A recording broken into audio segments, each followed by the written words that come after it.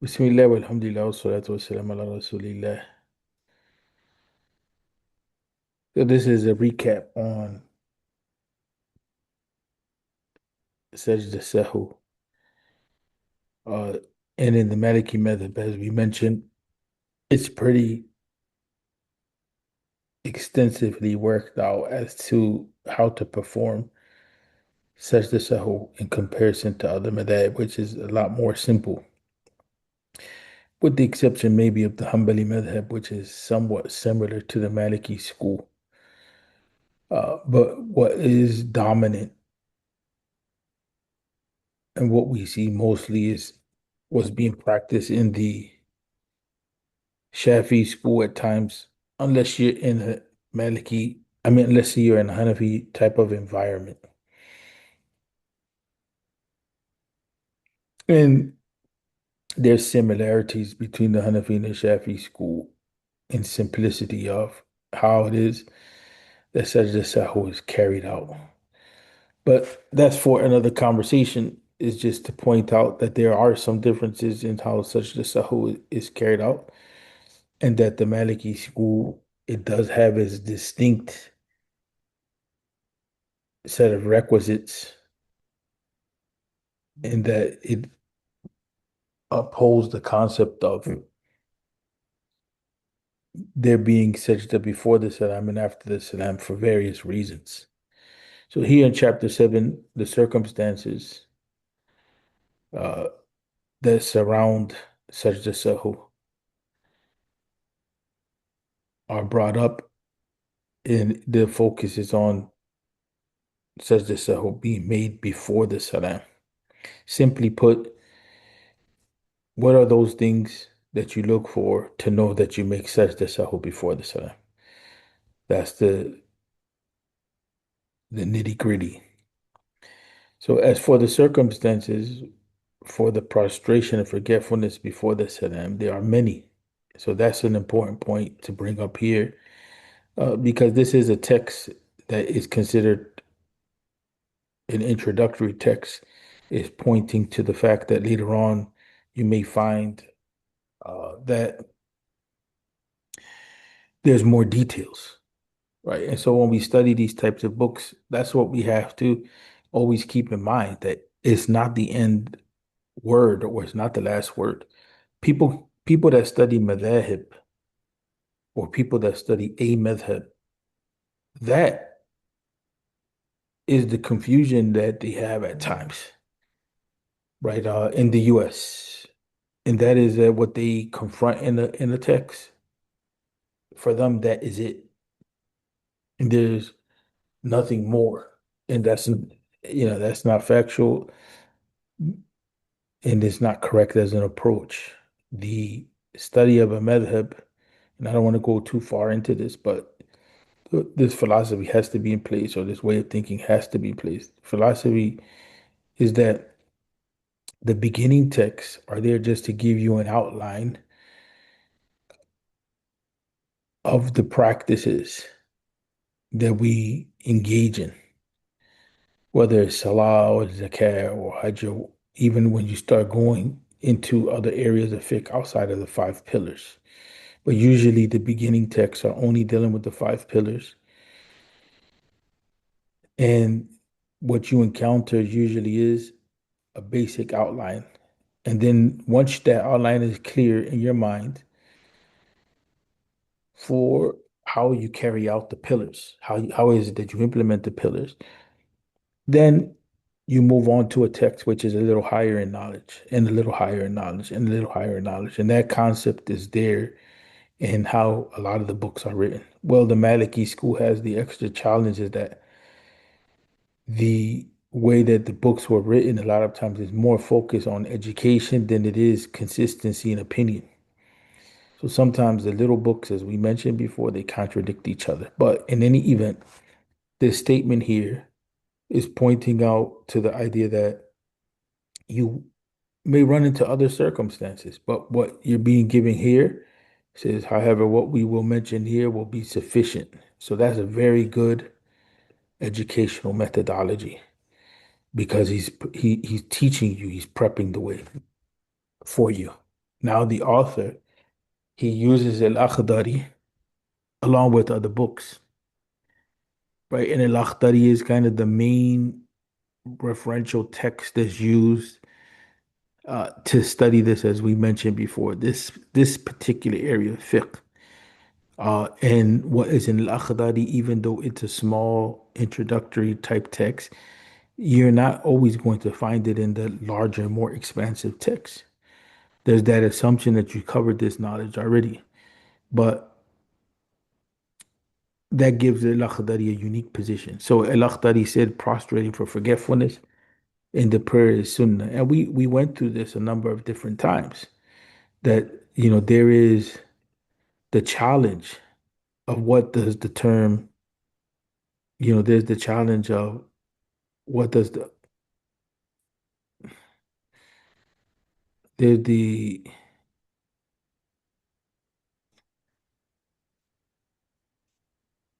challenge of what does the term sunnah mean? You know, and let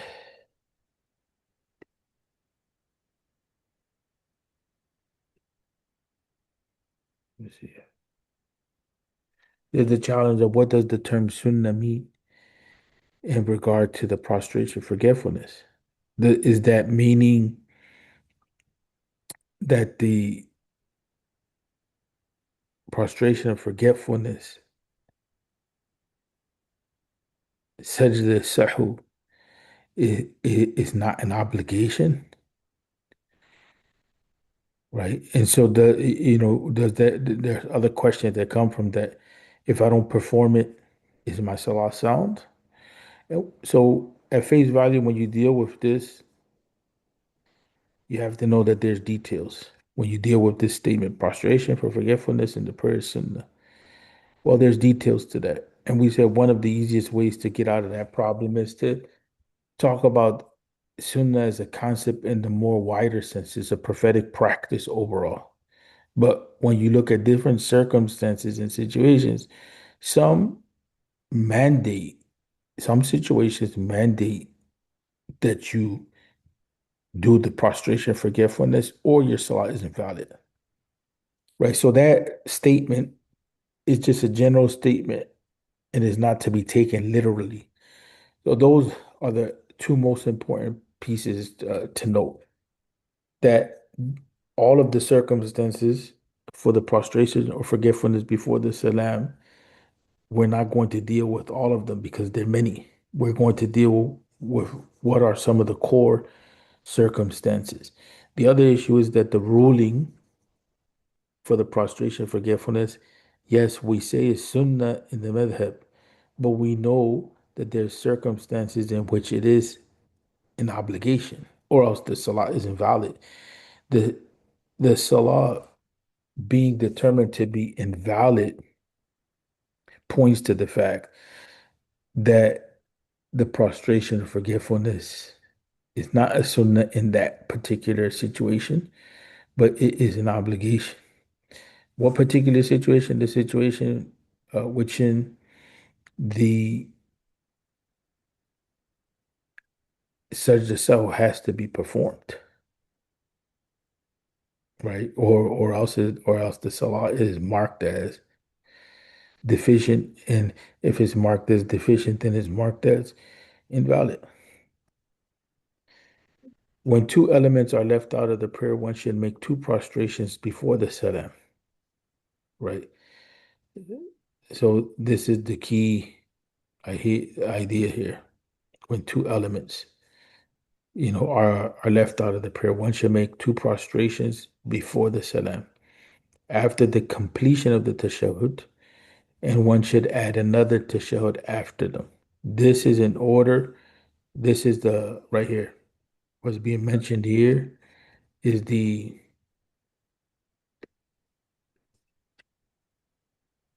what's being mentioned here is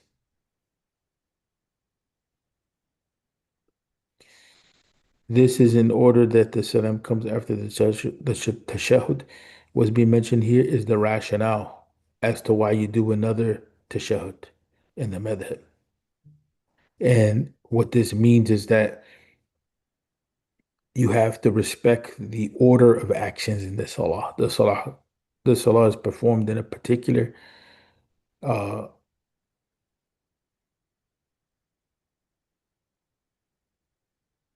the salah is performed in a particular modality, in a particular mode, in a particular way. And within that way, there's certain things that have to be done in a particular process. And that particular process has a set order to it. And that order has to be respected. We call it the tartib, right? The tartib. So the Prophet modeled the salah. So you don't make sajda before the ruku'. The ruku' comes first, the bowing comes first. Uh, then you go into the prostration mode. Then in that prostration mode, you're making sajda. You're you're prostrating your head, right? Or you're making what we say sujud, right? You're prostrating. So the order of the salah is extremely important in the Maliki school, as is in wudu, the same thing. The order is important, right? So this particular section here, uh, beginning from I don't know, can you see the arrow Yeah, I see you. or the arrows here from here to here? This is kind of giving us the educational philosophy. Is giving us the ruling of such the Sahw, is giving us the basic format of it, and is giving us the rationale for why it is that uh, it takes a particular format. And more specifically here, that you do two tashahhuds, because in the other madhab, you don't do two tashahhuds, right? So this is kind of outlining why it is that the Maliki thinking is along these lines. It's in order to respect the chronological order that governs the actions. This comes before this comes after this. So in order to be consistent, you need to have another tashahhud, right? So that the salam can come at the end. If you were to do sajda sahu according to the other madhahib, there's no issue in that. And within the school, there's not even a problem with that. It is what it is. That concept comes along in the text as well. Whoever leaves out an element and adds an element should make the prostration before the salam. So this is the first scenario, second scenario, third scenario,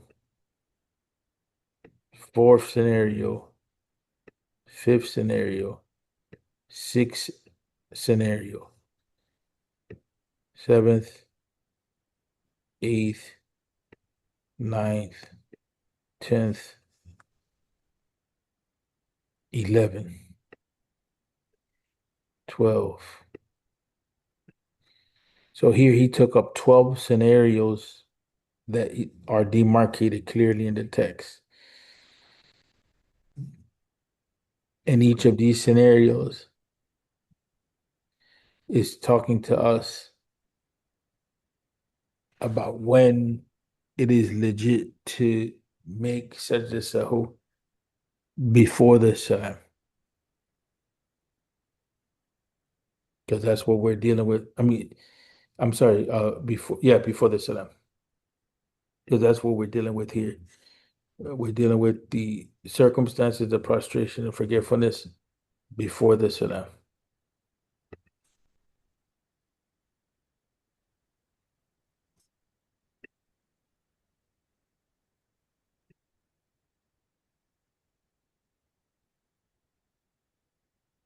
So the first scenario is that if you leave out an element, if you leave out something in the salah, and in this case we're talking about the sunan,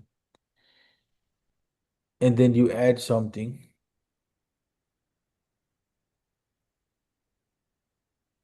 then you should make the prostration before the salam. Why? Do you remember do you remember the logic behind it? If you leave out something and you add something, why is it that you're making the prostration before the salam instead of after the salam? think what you said was one was because it was one was the sunnah, and then the other one was you left two or more out of it. Is No, no, in this case, because the deficiency is stronger than the addition. So if you're deficient in something, because this scenario is if you leave out an element and you add an element, so you're leaving something out and you're adding to the salah, right? The leaving out part,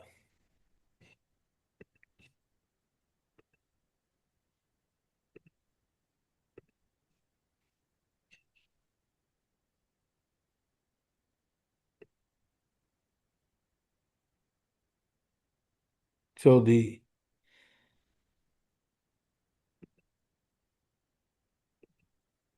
okay,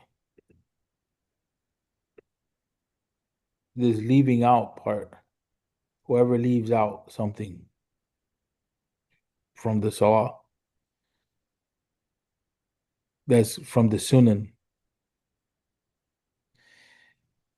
and you add something, right? You should make the sajda sahwi before the salam. Why? Because this leaving out something, there's a is stronger.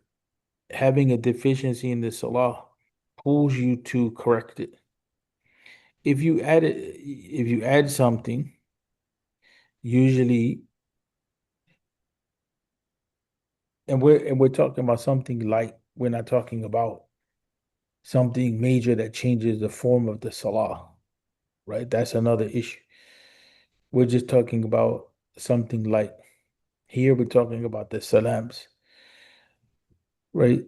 When you add something to the salah, that throws you into the next category, right? That throws you, okay, as for the circumstances for the prostration forgetfulness after the salam, the same thing comes up here, right? There are many circumstances. However, we will mention what's sufficient. Okay. Imam al-Akhdari, he begins with this. He states, when adding something to the prayer, one should make two prostrations after the salam, right? So adding to the prayer is what triggers the alert that you have to prostrate after the salam. Being deficient in the prayer, and we're talking about the sunnah, is what triggers the alert, right? That you pray the sajda or you make the sajda sahu before the salam. And so here it says whoever leaves out an element. But the scenario number one is not only leaving out an element, is also adding to the salah. You left out something and you added something, right? So that's a different category than the category of leaving something out of salah versus adding something to the salah. If you leave out something in the salah, it automatically demands the situation automatically demands that you make sajda sahwi before the salam. If you add something to the salah, it automatically demands that you make sajda sahwi after the salam because you added to the salah. It's not from the salah. So you technically can say that the sajda sahwi comes outside of the salah after you finish everything you need to do after you finish the salam. then you make Sajda Sahw, then you make another um tashahhud and another salam. Whereas that's not the case when it comes to when you leave out something. You know, you I make it think before the salam. I think I got what you're saying. So now So this scenario is an in between scenario. It combines both situations. So then the question becomes, where do you put it at? Is it before the salam or after the salam? Why does it fall under the category of before the salam? Because you're leaving something out. And leaving something out in the salah has is more weighty than adding to the salah.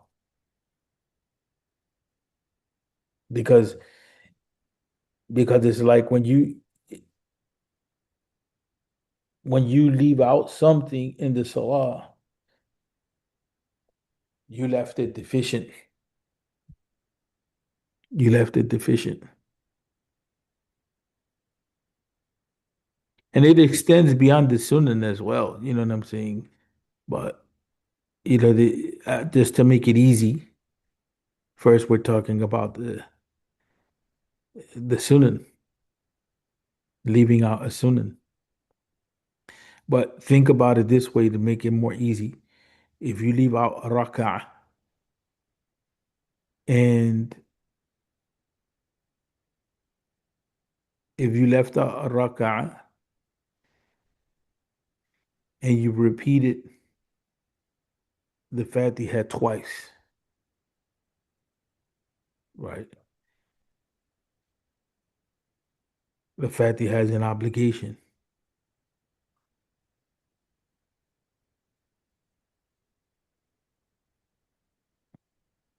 You repeated that twice. Okay, let me put it this way first. You're praying the Salah, you're praying Dhuhr, and you forgot to make one rak'ah. That's one scenario. The other scenario is you prayed Dhuhr and you prayed all four rak'ah.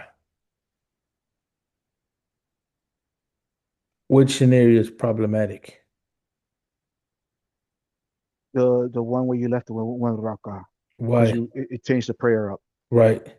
So leaving something out, it doesn't complete its form. It doesn't allow you to complete the form of the salah, especially when you're talking about the obligations. When you're talking about the sunan, you're taking away from the salah itself. That's why we classify the actions into obligatory actions, the actions that are considered to be sunnah, and the actions that are considered to be fadail, right? So that we know what is essential and we know what's complementary, and there's levels of that which are complementary to the obligations, right? So the sunnah are something that were practiced with extreme frequency, right? That it takes away the character of the action if you remove them from the action. But the fadail, they perfect the action. Like you can drive your truck and it can be dirty to a certain extent, right? But if you keep it clean, you know what I'm saying? It gives an extra, it just creates another environment. It creates a more comfortable environment. It beautifies, it adds a beautiful experience to your travel, where things are nice and clean, everything is in order. Was the same thing with this same concept that the fadail they pretty much beautify and perfect the salah. But then there's other things that you can manage. But you know what I'm saying, if you don't have it in place, it can jam you up, such as having wiper fluid. Yeah, you may be able to get away with that, but you're going to be in a problem at a certain point in certain situations if you don't have any wiper fluid. And so the same thing with the sunnah, you can get away with missing the sunnah, right? But then after a while, if you keep missing too many things in the sunnah, it starts to distort, the flow of the salah. Now you can't get away with the essentials. You know what I'm saying? And those are the obligations. So think about it from that angle, the angle of what is essential, what's complementary, what facilitates, and what when is absent, it now becomes somewhat of a hardship. So that's the same thing with actions. Like there's complementary actions, there's actions that facilitates, there's actions that are essential. And in the maqasid of the Sharia or the objectives of the Sharia, that type of thinking, that stuff is clarified. So that's probably the hardest of this section. That if you perform an action and you leave something out and you add to it, what do you do? Right? Because here, this section is about leaving something out and it's going to trigger the command to make the Sajda Sahw before the Salam. Here in this section is if you add something, is going to trigger the command to pray after the Salam when adding something. And that everything else, everything else in this section is kind of just clarifying that point. That's the gist. I mean, I know we went over this a number of different times, but if you if you get that, then you're good. The Right. everything else like these, I would say now 11 scenarios because I'm excluding this scenario number one. All of these other scenarios are just to show you when this principle is actuated. What is the principle? Prostrating for forgetfulness in the salah is the sunnah when two elements are left out of the prayer, one should make two prostrations before the salam. Right. That's the principles. Some say three, some say two, some say three, but here saying two, Akhdari is it's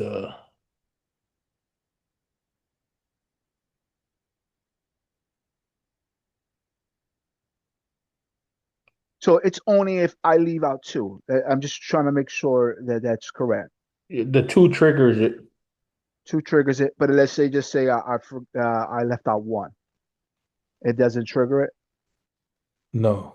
Okay, so now that's what the being the deficient part, right? That I know that I have to do the prostration before the salam. Now with the other one, when I'm adding, I understand that I have to make the two after the salam. What triggers that? Is it the same? Two? Is that you added something? What do you mean? With the adding of something, the or is only one on the adding of something, and it triggers it automatically. Because when you showed it to me and I read it and I got a copy of it in my hand right now. I'm looking at it. It says when adding something to the prayer, one should. So I'm assuming one thing triggers this. Yeah, yeah. Okay, so one thing triggers. All right, got that. That's that. All right. And then if you notice the examples are like the whoever adds,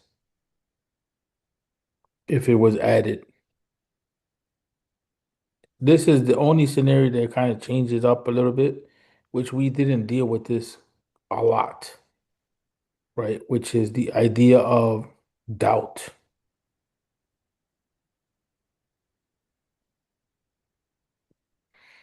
In the other books, this is kind of given a the idea of doubt is given its own section or is put into its own section, right?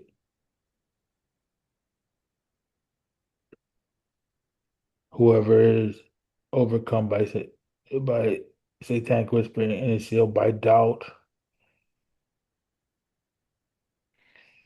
This is another scenario as well.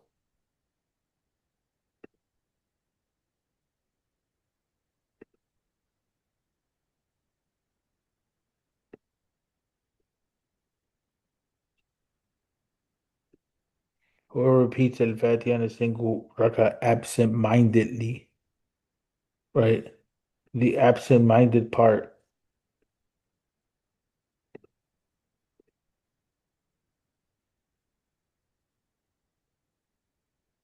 the absent-minded part is this is his own category because it's different than doubt.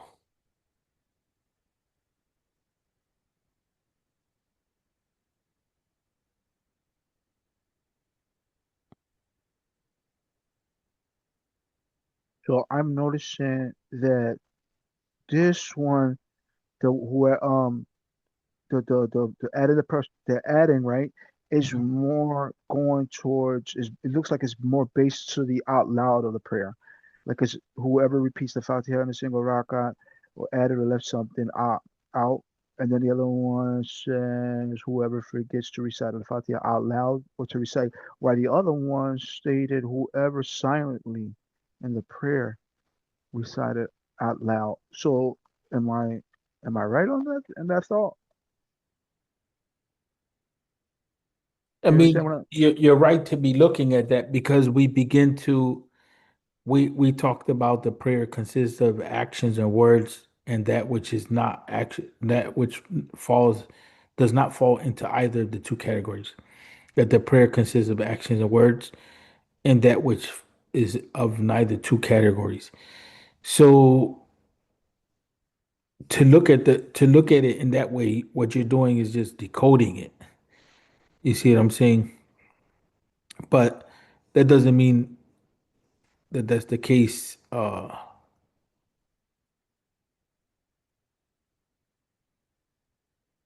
overall, because here in scenario number three says whoever absentmindedly makes the salam after having made two rak'ah. Right? Yes, that you can say the salam is words, right? But this has to do with also the order of the affair.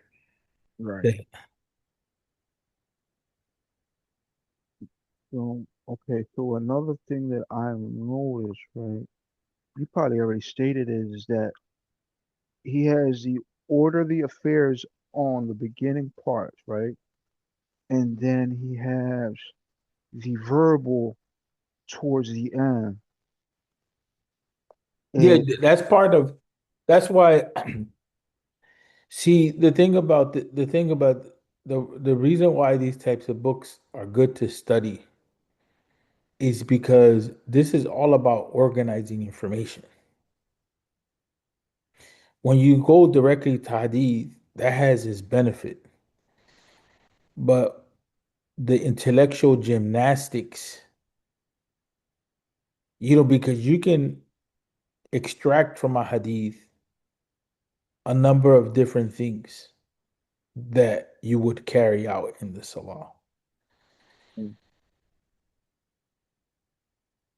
Those extractions that you made from the hadith, where do you put them?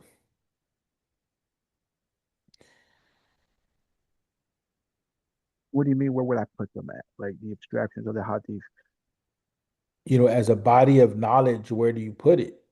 You would put it, you would have to put it somewhere because Uh, it's not directly in the text, it's indirectly in the text. It's separate from the text. That's what we call fiqh. okay. So what you're seeing here is the extractions from the Quran and the Sunnah and consensus. And it's an attempt to work with that knowledge because you have scenarios that come up. Okay, these scenarios are not always in Quran and Sunnah directly.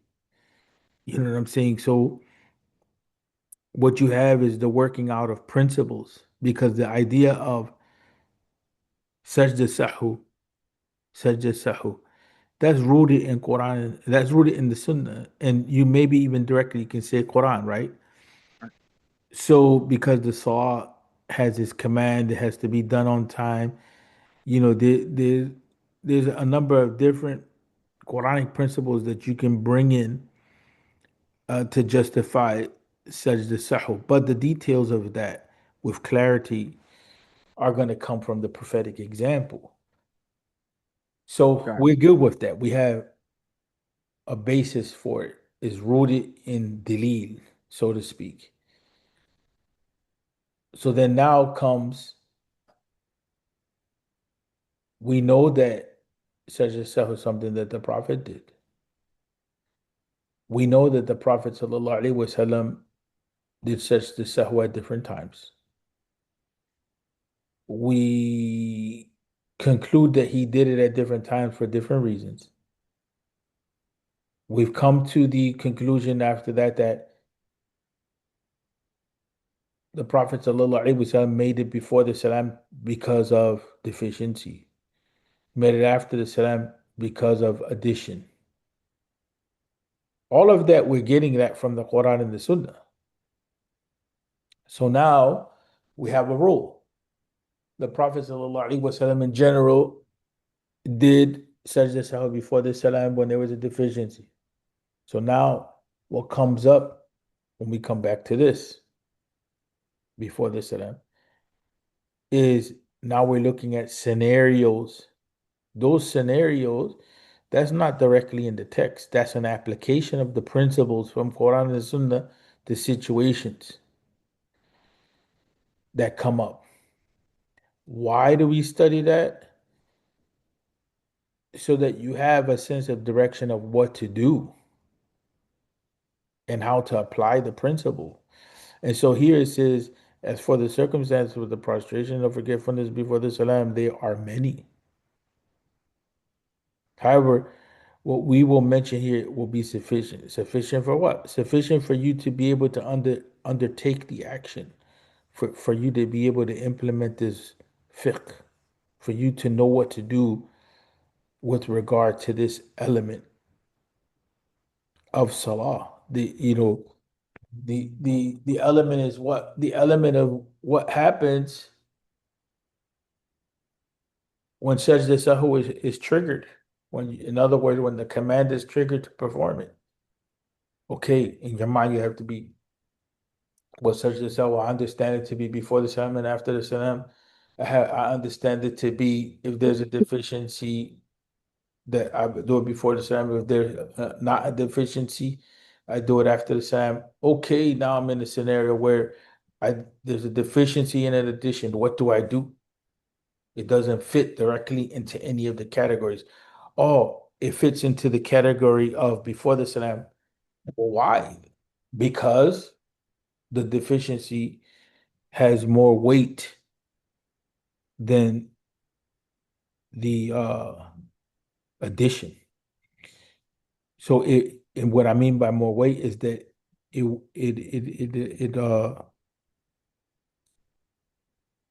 it pulls it more towards the side of deficiency than the side of addition because there's an addition that you made as well. Why doesn't it go to the other side? Right? Why doesn't it go to after the salam?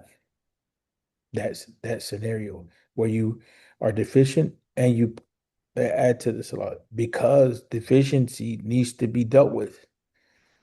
Right? Deficiency is something that needs to be addressed directly. It needs to be fulfilled. There's no forgiveness in that, except in the case when it's a minor deficiency. The minor deficiency is constitutes just um missing out on one thing. That's the right. minor deficiency, missing out on one thing. So to get its basic general rule down, like, so if I'm deficient, right, and let's just say I left out two things out of deficiency, and let's say I left out let's just say I left out two things out of there, that means automatically I have to do it before the salam. And Yep. then the other part is if I added to it, that means it's after the salam. But now the deficiency holds more weight because it changes the salat in a way because it's missing an element in there. So Both changed this a lot, but what type of change, like here's a matter of classification. Both changed this a lot. That's why we're doing the prostration and forgetfulness in general. But now the question comes, when do I do the prostration forgetfulness? right. So let's just say I left out and added, so I know I have to do it before the salam. Right. So that the salah can be complete in its form. Got you. I got you on that part. So then Got so by the time you make the salam, you completed the salah. You see what I'm saying? yeah. When you have an addition, your salah is complete, but you added something to it. So you're making the salam, let's say, you're making the prostration after the salam, let's say, so that you can wipe out the addition, Got you. so that you can address that addition. You see what I'm saying? That's the maybe a way of looking at it.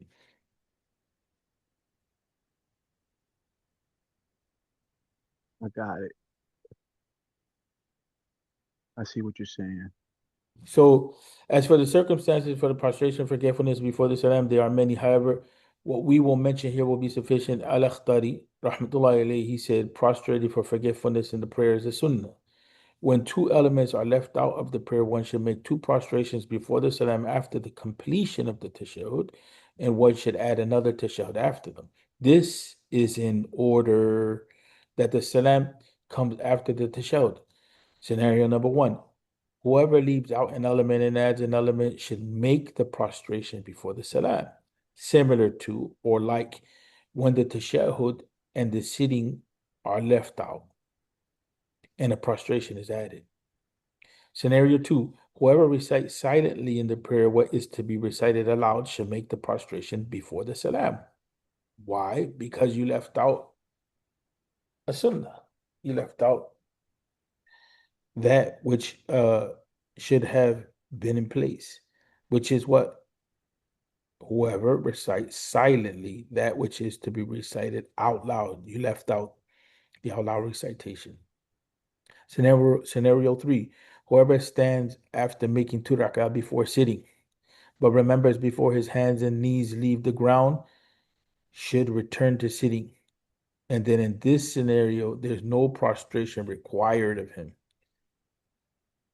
All right. because I'm gonna elaborate on that one because I understand that, right? When you don't like it says whoever stands after making two yeah, rakats, slow right? down and read it. Slow down and read it. So he says whoever stands after making two rakats. Okay. Okay, so you make two rakats, say Zuhr or Maghrib, everything except actually any salah, period. Any salah. Whoever stands after making two rak'ah. At the two rak'ah point, there's a tashahhud. So there's a sitting before the tashahhud. The two rak'ah at point in any salah is either going like in Fajr is going to be the end of the salah at the end of the second rak'ah, or in any of the other salah or the salawat is going to be a tashahhud, and then you prepare yourself for the next round, whether it's one rak'ah or whether it's two. The point being is that after two rak'ahs, you're either going to make a tashahhud or you're going to make a tashahhud in the salam. Uh-huh. So what you did in that scenario is that you were about to stand up instead of making the tashahhud. Got you. I got you. I saw what you just said. Mhm. But then you Yeah. remember You were about before your hands and knees leave the ground. So technically speaking, your hands and knees didn't leave the ground. You just moved and you were about to stand up completely, right?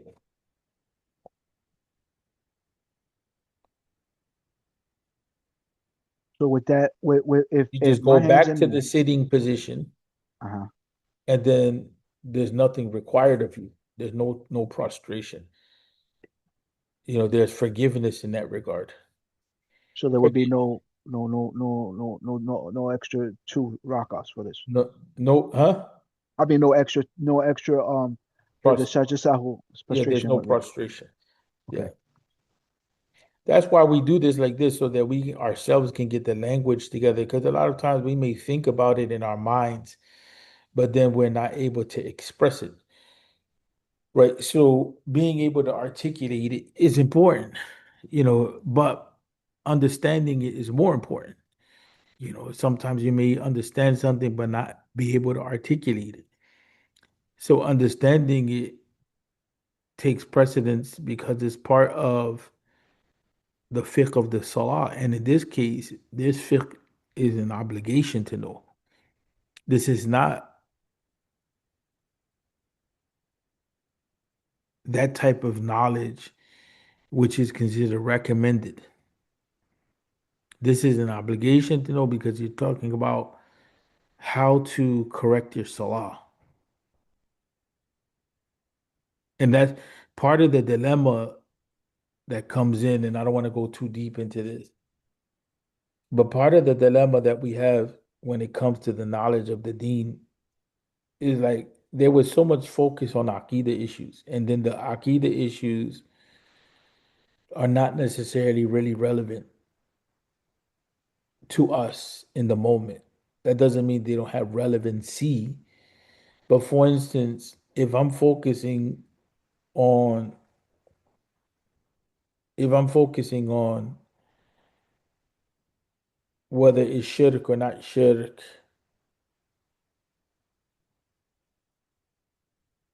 to visit a masjid with a grave in it. Well, do we have masajid with graves in them? Maybe there may be one or two or something like that. But that's not the norm here. The masajid are not built like that. Right? So that conversation is not directly relevant to us. It's indirectly relevant to us.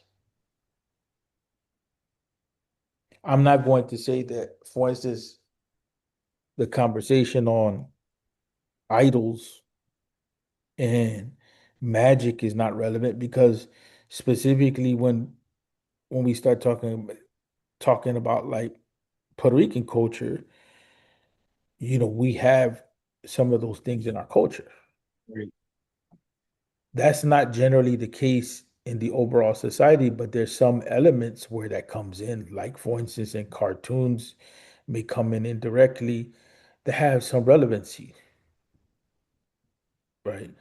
Or people, there's superstitions that have some relevance, right? So the point that I'm saying is that we need relevant discussions. So some of the discussions that we have are not directly relevant, and there's an imbalance. This because we say el iman qawl wa amal, right? That iman is consists of word and deeds, and that word is the shahada, and then the deeds follow. Well, the salah is deeds, and the salah is from the arkan of Islam, and the salah is ibadah. So correcting the salah, and is a reminder to myself and to you, correcting the salah is what we were commanded. When you look at the hadith, in which we talk about the what are the pillars of Islam, there's a space for the shahada, and then everything else goes into the pillars of Islam. So sometimes, the conversation about Aqidah, it has its relevance, but is not put in its proper place because the Sahaba were focusing on the Quran as well, right? They were focusing on understanding Aqidah to the Quran. And so a lot of our Aqidah discussions don't necessarily have to do with Iman overall.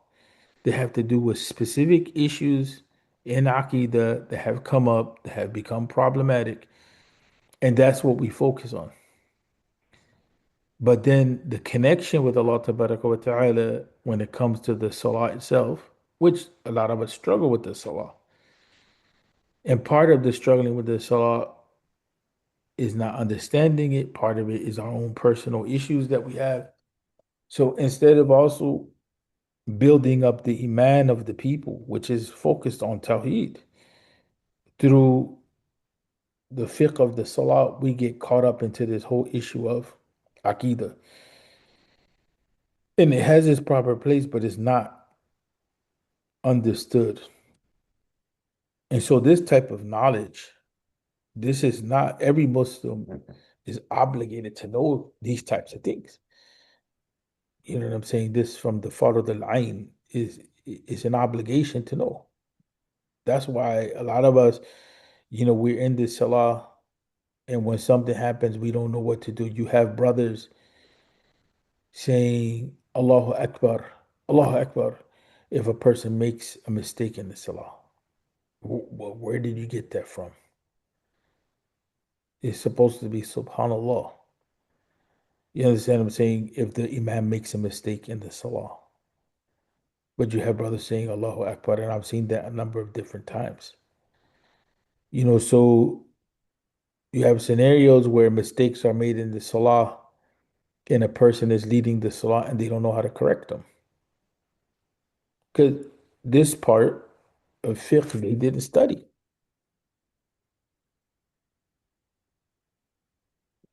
The majority of our brothers are not trained imams, and even the trained imams have issues. So that's the dilemma. So this is not, that's the thing about that. This is not just like a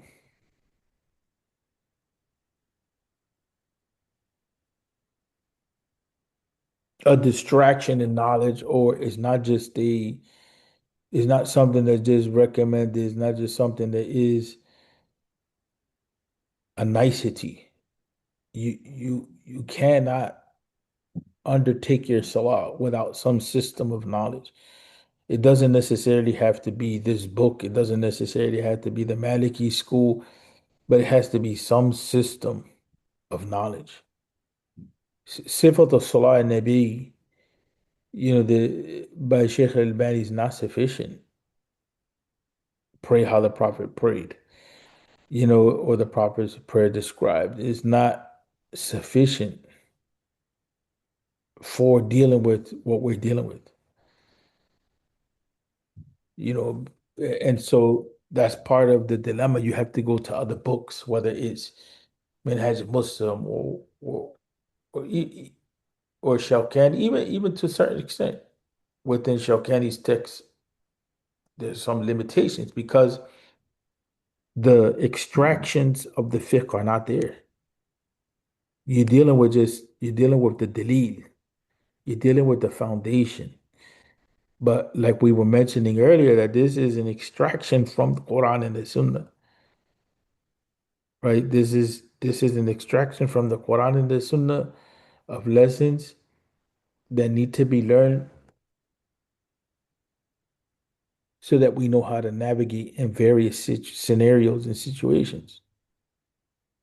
And the other issue that comes up is that's why these texts that we study, we have to make sure that they're neutral enough that they're applicable to our situations. Because that's another problem, is that you have people studying madhabi fiqh texts and they don't know how to differentiate between what is said in the text of relevancy and what is just there to learn from the angle of knowledge. You're just learning it from the angle of knowledge, but it may not be applicable 100%. Like a lot of the rulings that come to that we come to study when it comes to the basics of Jumu'ah, a lot of that stuff does not apply to our reality, period. You understand what I'm saying?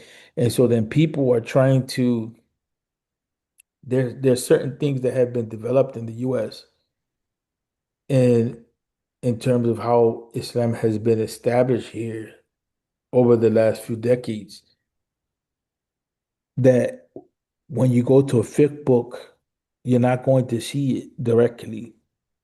And you may end up clashing with the community of those issues are like, for instance, more than one Jum'ah. Of those issues are Jum'ah before the time of Dhuhr.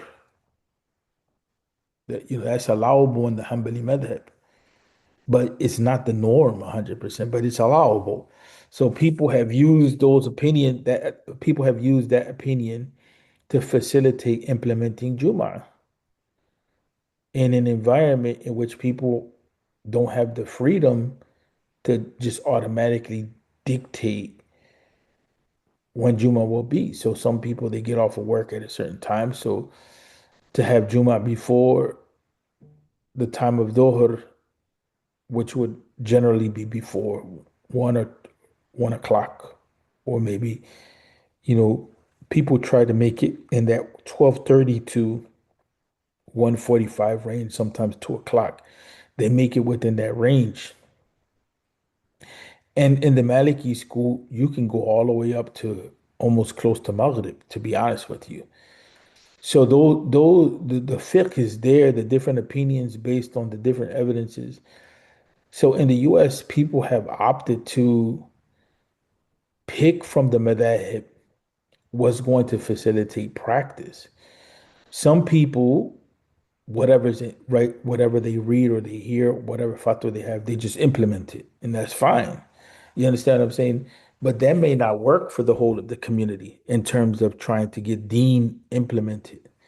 They don't realize that there's flexibility in that. So they feel some sort of way. I remember big debates in the community that I was in about the time of Jummah because one person is following one thing, another person is following another thing, and there's no tolerance. People are just reading in the book, it says this. Well, do you know how the position was even constructed? Do you even know if the other person has evidence, or you just going with what it is that you're seeing in your text, and that's it? So we don't want to read the fiqh books in that way. You know what I'm saying? We want to read the fiqh books as a benefit from the angle of we're benefiting from the understanding of the scholars of their understanding of the Quran and the Sunnah, because they are investigating Quran and Sunnah. You know what I'm saying? So we want to benefit from their understanding, and we want to utilize their understanding to implement Deen, right? That's the goal. So the only thing that makes the madhab sometimes difficult to deal with is that issue of multiple opinions. Sometimes things are said that are irrelevant because in Jum'ah, you look at the Hanafi madhab, you look at the Maliki madhab. Ideally, what they're saying is good, but practically it has challenges. When you start saying that you have to have a community set up and you have to have one masjid, you know, as being the principal masjid in which people gather in, and you have to have a community around it, and those things don't exist. You know, imagine Philly with one masjid for Juma. That's from another time period, where there's no cars and this and that. So some people they read these texts and they don't know how to differentiate between opinions that are constructed in a particular time period, or they're constructed in a particular addressing particular environment and the environment that we live in, right? And so they're trying to force something that may not be workable. So other people, they come in, they say, well, that's not for us. We need our own fiqh. Okay, how do you construct that fiqh? Are you a scholar to construct it? So you have some people they want to throw it all out. You know what I'm saying? You have some people that because they don't see any hadith, Quran, and this, that, they automatically, oh, this is not on the sunnah. You have other people that come in, again, they literally want to just practice what's there before them. And you have some people that they just want to pick whatever is according to their desire. So we have a series of challenges when it comes to how it is that we deal with this knowledge, which I would say is one of the primary problems that we have. So the issue here is that this knowledge is relevant to clarify for ourselves the pillar of Salah. Yes, everything is not literally uh, a hadith or an ayah of the Quran, but there's extractions from the hadith and the ayah of the Quran. And so the concept here is meant to facilitate our understanding. That's why we have to make sure that it's relevant, right? Because we wanted to, that's the idea is to facilitate understanding. Right? So here's just facilitating how to correct this all.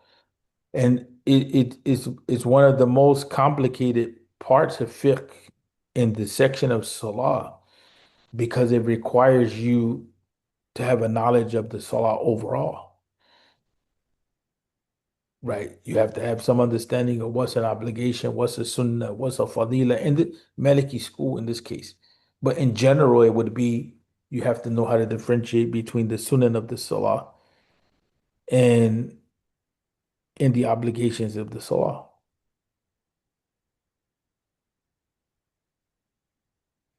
And so for the beginner in knowledge, regardless of his age or her age or this, that, without this framework in place, without some framework in place, there always will be confusion because you can't organize your knowledge, right? And that's why I was saying that is important to kind of get through this so that we can take like we can detour a little bit, right? But this structures our knowledge.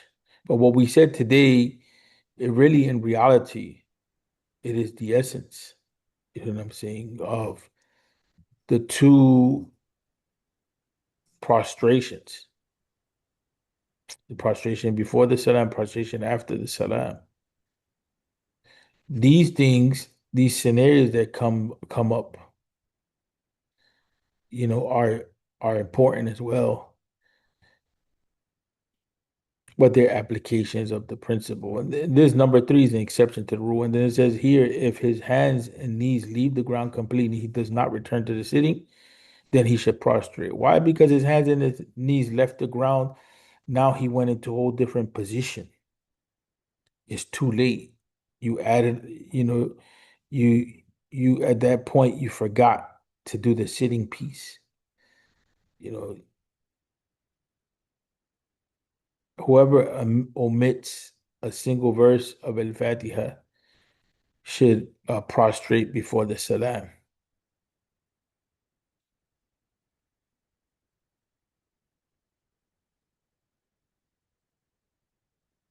And here is not said, but that also requires the Fatiha to be recited over again, right? Because the Fatiha is from the pillars of the Salah.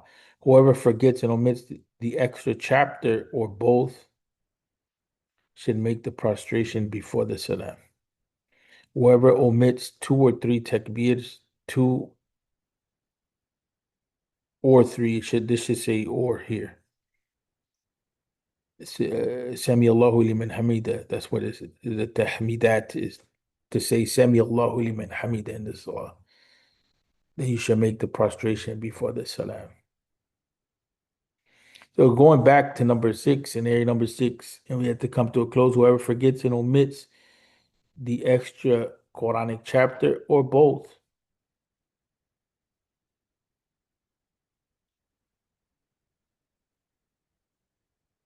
right?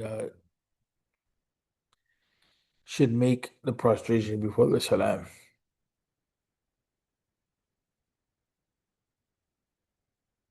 And in the case that you're just praying, basically you're just sufficing with al-Fatiha. Let's say that scenario there, that you're not making a second, that you're not adding a second reading, complementary reading of Quran to your rak'ah. That it requires of you to make make the salam.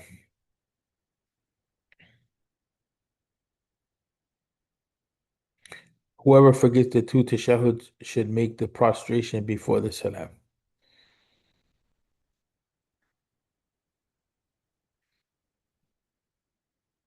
Whoever forgets the first sitting until he has completely, or whoever forgets the first sitting until he stands completely and does not return and reaches the end of the prayer should make the prostration before the salam.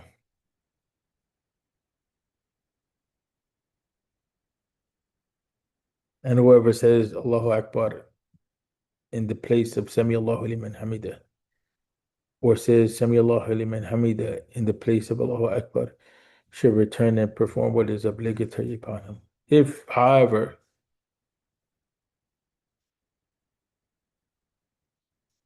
if he however does not return and the time elapses, he should make the prostration before the salam. Whoever assumes that the imam makes salams, now all of that was for the individual. Whoever assumes that the imam makes the salams and stands, hold on one second.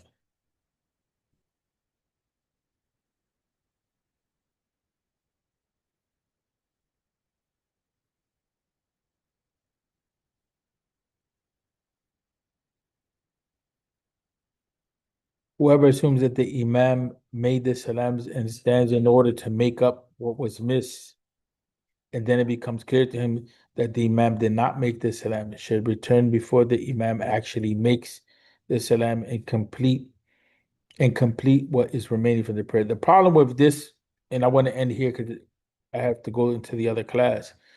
The problem with this situation here is that if when when you when you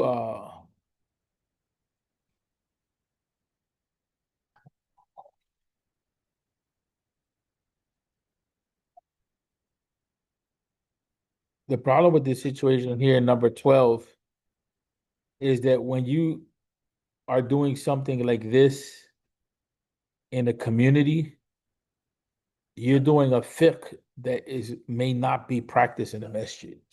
So you have to be careful because you don't want to clash with the imam 100%, right? So you have to know how to navigate this, right?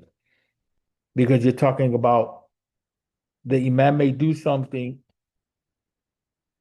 and the Maliki madhab is not dominant. Just be very upfront with that. So you're doing something,